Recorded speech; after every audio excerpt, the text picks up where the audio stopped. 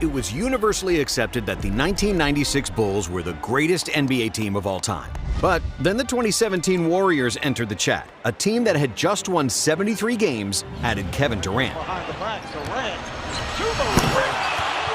With 2 league MVPs, a Defensive Player of the Year, and the best two-way shooting guard in the game, the Warriors obliterated every team in the NBA, setting the best playoff record in NBA history. But did Kevin Durant's titles with Golden State certify his place among the top 10 players ever? And are the 2017 Warriors really the best team of all time? Obviously, we will never know, but you put us on paper with them, I like our chances. In the last 10 years, it's not difficult to say who was the best organization in the NBA. From the team owner to the cleaning lady, there is no better organized franchise than the Golden State Warriors. In 2023, the Warriors were worth $7.7 billion, twice as much as the average NBA franchise. Other than the Dallas Cowboys, the Warriors are the most valuable sports franchise in the world. And if someone predicted this back in 2010, you'd call them insane. Back then, the Warriors were almost a laughingstock, a fun little squad that rarely made the playoffs, and the 4th best team in California. Until Joe Lacob bought the team for $450 million, and everything changed. Lacob immediately started making big moves, firing legendary coach Don Nelson, trading then Dub's best player and crowd favorite Monte Ellis, and hiring inexperienced Bob Myers as general manager. All 3 moves were extremely unpopular with the Oakland fanbase, but Lacob and Myers soon proved to be 3 steps ahead of everyone else when it came to building a winning team. If you look up there, that is a very lonely flag. We want another one. While the new GM did inherit the best shooter of all time, Myers immediately tied Steph to a team-friendly contract. He'd then go on to draft Klay Thompson, Harrison Barnes, and Draymond Green. In 2014, Myers hired Steve Kerr and brought in impactful vets like Andrew Bogut, Andre Iguodala, and Sean Livingston. In their first season under Coach Kerr, the Warriors ran circles around everybody with hectic pace and unbelievable shooting from their star backcourt, doing what seemed unimaginable just a few years ago, winning the 2015 NBA championship. Boy, we did it. We did it. We did it at the beginning. So happy for you. In 2016, the league didn't get the memo on how to catch up with the Warriors, and they set the new NBA record for wins in the regular season, with 73 wins and just 9 losses. However, burdened by chasing the record, the Dubs ran out of steam and were defeated in the 2016 finals. But this loss proved to be a blessing in disguise. Because they weren't crowned champions, and because of an enormous spike in salary cap thanks to a new NBA TV deal, the Warriors were able to sign Kevin Durant, universally recognized as the 2nd best player on the planet. The whole world called KD a coward, a traitor, a snake, a cupcake, and God knows what else. Well, I'm viewing it as the weakest move I've ever seen from a superstar. Plain and simple. That's just how I look at it. But the truth was that KD needed the Warriors, and the Warriors needed him. When the 2017 season started, the Warriors were virtually unbeatable, cruising through the season without any problems. KD was incorporated seamlessly into the Warriors' offense, and Kerr didn't have to find weird strategies for their 4 stars to share the ball. KD played the most unselfish basketball of his career because, for the first time ever, he didn't have to score a single point, and his team could still win the game. Golden State won 67 games, with the highest offensive rating in NBA history, 2nd best defense in the league, and the 3rd best net rating in NBA history. It seemed like the Warriors turned on the PlayStation, entered a cheat code, and played the entire season in God mode. They made it through the playoffs without losing a single game, sweeping all 3 of their series in the West. And then, in the finals, a familiar opponent awaited: LeBron James and the Cleveland Cavaliers. The defending champs had been uber dominant themselves, losing just 1 playoff game on their road to the finals. But unlike the 2015 and 2016 finals, where LeBron was by far the best player on the court, the Warriors had the perfect antidote to King James: KD. Not only did Durant bring in an offensive dimension to the Warriors that they didn't have before, but he also brought a defensive presence, and his mobility as a near 7-footer made it difficult for James to drive to the basket at will. In the first 2 games, the Warriors obliterated the Cavs. Turnovers created unsolvable problems for Cleveland, as they gave up numerous easy points to the Warriors' insane pace. Down the lane. But even when all 5 Cavs managed to get on defense on time, they were murdered with the Durant-Curry pick and roll. The Cavs had a potent offense, but the Dubs' ability to knock down three-pointers in succession hit Cleveland like an avalanche. In all 77 years of NBA history, there wasn't a team that could switch on the turbo quite like that and increase a 2-point lead to 20-plus in 3 minutes. Pass all the way across, and Durant throws it down. However, when the series returned to Cleveland for Game 3, the Cavs looked much better, and their offense kept them in the lead for much of the game. It seemed like LeBron and company would win the game and keep the series alive. But then, in the final minute, KD launched one of the most cold-blooded shots in NBA Finals history. Durant for 3.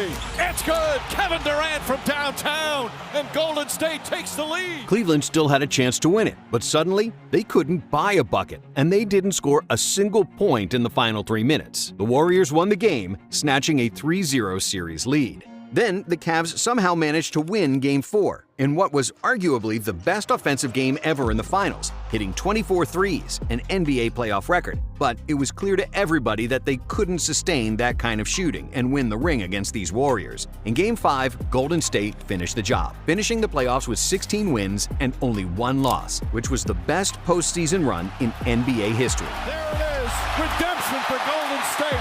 One of the great playoff runs of all time is complete.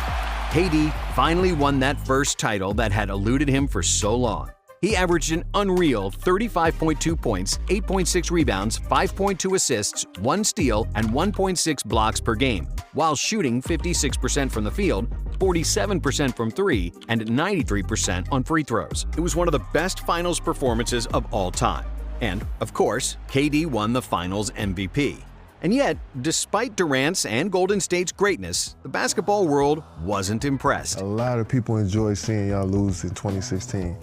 And a lot of those people were upset that we were so good, and they're still upset. When KD joined the Warriors, it was kind of expected that they should win, and their championship looked too easy. They had 2 MVPs on their team, a reigning Defensive Player of the Year, and Klay Thompson, the best two-way shooting guard in the NBA. All of them were an average age of 27, which is considered a prime for basketball players. Add Iguodala, Sean Livingston, David West, JaVale McGee, and Zaza Pachulia, all playing phenomenal basketball off the bench, and then you have an absolute juggernaut. Their offense had so many systematic solutions and so much talent that defenses had to pick their poison. Either give up a wide-open dunk or let 3 of the best shooters ever have an open shot. Golden State's defense was mobile and super connected. They created a lot of turnovers and killed opponents in transition. Sure, they didn't have a dominant post scorer, and if they faced a top talent on the low block like Prime Shaq, that would certainly give them problems. But given the style of play and the state of the league in 2017,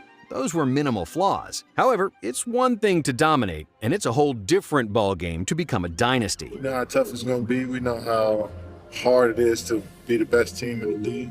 I think we're all ready for that challenge. And in 2018, this unbelievable Warriors team had a tougher road than anyone expected.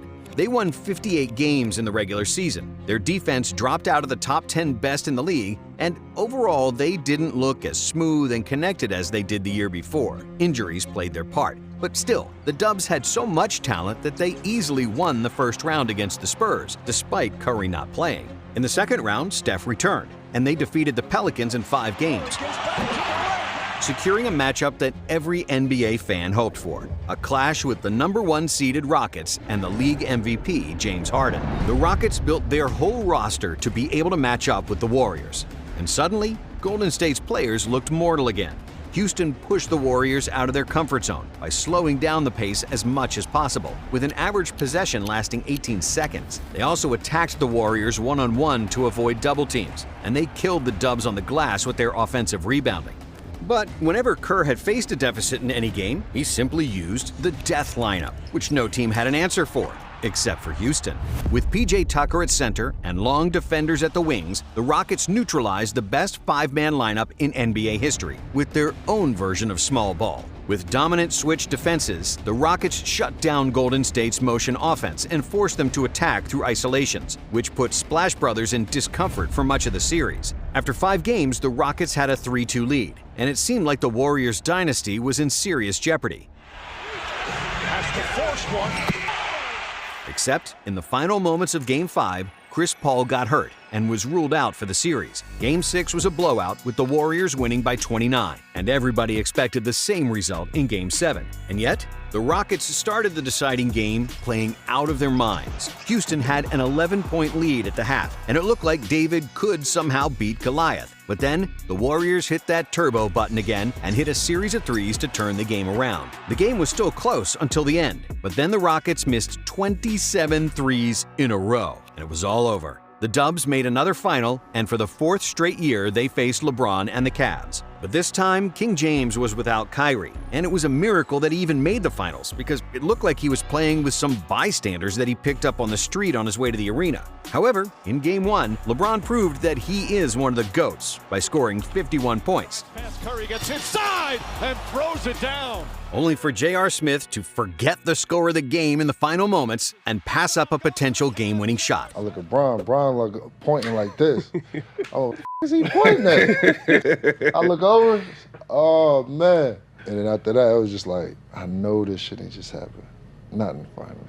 After that, it was all over, and the Warriors' next title was a walk in the park as they swept the Cavs. The only close game was Game 3, which was again clinched by a Kevin Durant deep three from virtually the same spot as the year before. Kevin Durant way outside, delivers!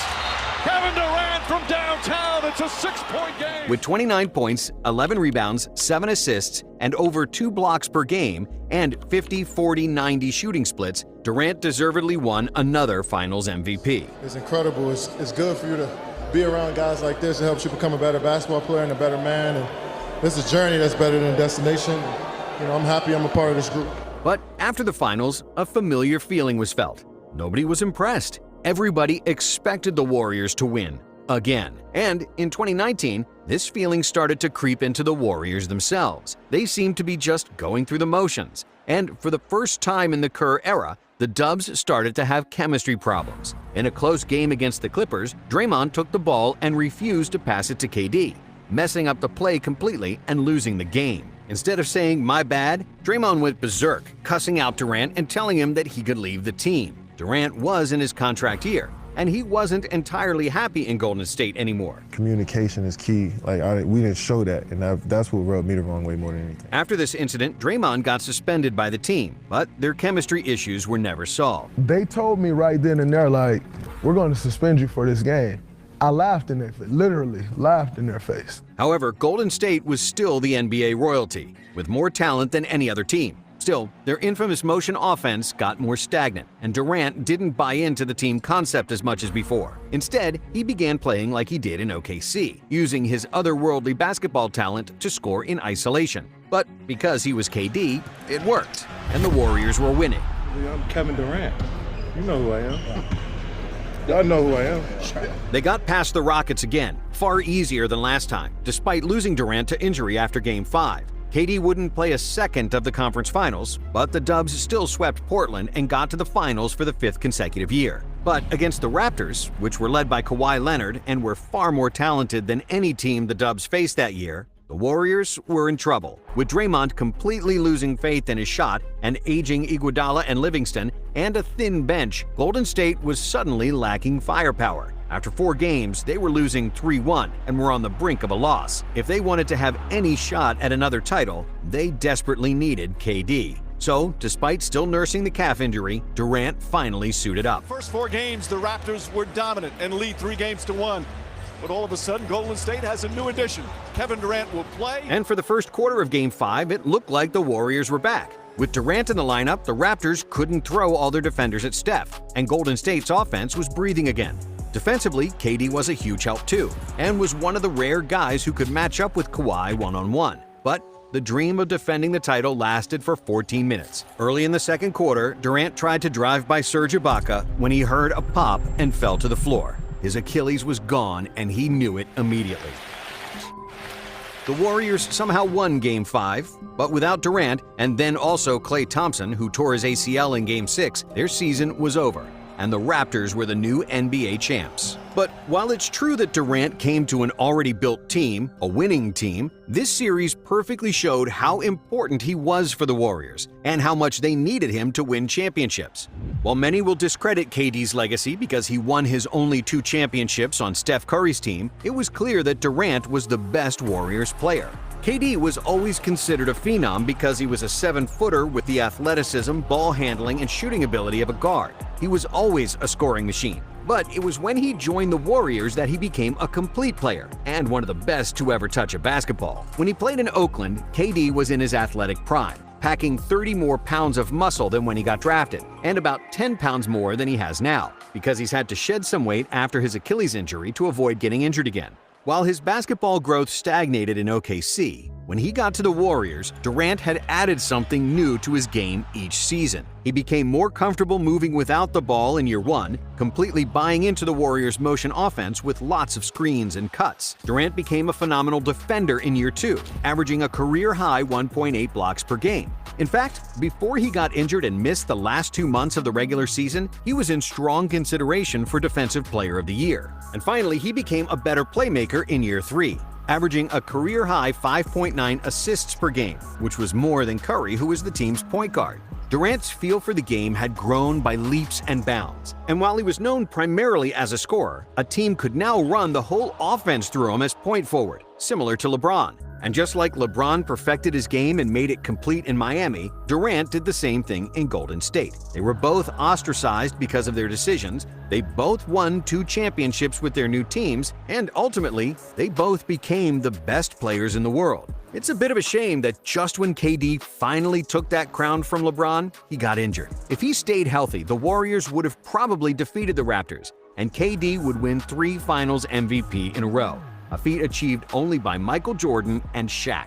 The Warriors had weaknesses that could be exploited before Durant arrived, and he gave them an answer for everything. He was everything we could have asked for. He represented us on the court, he represented us off the court. In his 3 playoff runs with the Warriors, KD averaged 37-5 on 50-40-90 shooting while playing great defense. Durant was the one who coined the term unicorn when talking about Kristaps Porzingis, meaning that he's a 7-footer who can do everything on the floor. But it is still Durant himself who is the best unicorn in basketball history. And while many will criticize the Warriors for adding Durant to a team that won 73 games the year before, it's undeniable that this group was one of the best teams of all time, along with the Bulls in '96, the Celtics in '86, and the Lakers in '01. And for more content on all things NBA,